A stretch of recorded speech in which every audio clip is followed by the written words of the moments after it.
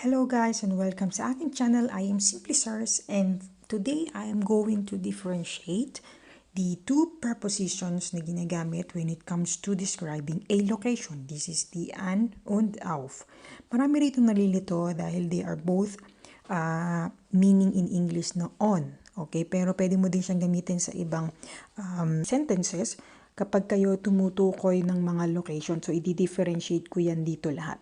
Okay, pero bagong lahat, kung bago ka sa aking channel, thank you so much. At kung hindi ka pa nakasubscribe, click mo lang po yung subscribe button and then yung notification bell para updated kayo sa aking mga videos. So, let's begin. Unahin muna natin ang preposition na auf. Okay? Marami ditong nalilito dahil hindi nila alam kung auf ba or an ang gagamitin nila kasi pareho silang on. Okay? So, unahin muna natin si auf. Okay, si auf, meaning niya is on at saka on top of. Okay? And they are pertaining to a vertical position. I mean, the auf is about horizontal, not vertical. Sorry, horizontal. Okay, so for example, the post is auf der Hauptstraße. Okay? The post is auf der Hauptstraße. Ibig sabihin, auf der is yung post ay is on the main street. On the main street. Okay? So, kung tatanungin niyo ako about sa article ba der or dem or den bang gagamitin, hindi ko siya i-elaborate dito. Kasi I'm focusing here about the preposition on and auf. Kung meron kayong, kung gusto niyo ng more deep explanation about there, then ba ang gagamitin mo, meron po akong video para doon. Ipakicheck po yung checklist. Meron ako doon para sa lahat ng preposition kung anong gagamitin mo, accusative or dative pa. So here, I will going to differentiate for only the an und auf preposition. Okay, so sabi ko nga sa inyo, the auf is on at saka on top of. Ibig sabihin, for example, sa ating example is the post is on the main street.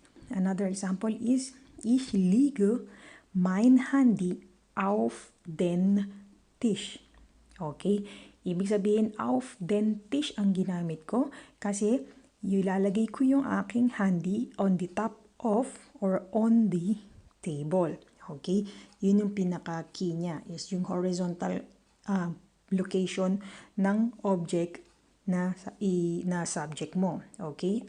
On the other hand, doon naman saan, okay, it means also on in some ways and pwede mo din gamitin ng at next to. Okay? Like for example, die Frau is an der Tankstelle. The woman is at the gas station. That is the at. Okay? Pag gagamitin mo naman yung on is, for example, das Bild hängt an der Wand. It is vertically, okay? Vertical na nakaposition yung yung build doon sa wall. Okay? Basta tandaan nyo, pagka may vertical location is an, para hindi kayo malito, and then yung auf naman is horizontal location. Okay?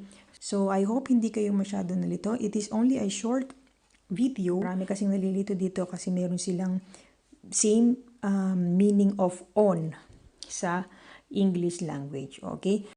Here are some exercises that you can practice para sa inyo. Comment nyo lang sa baba yung mga answers nyo. Okay? I hope to see you in the next video. Thank you so much and tschüss!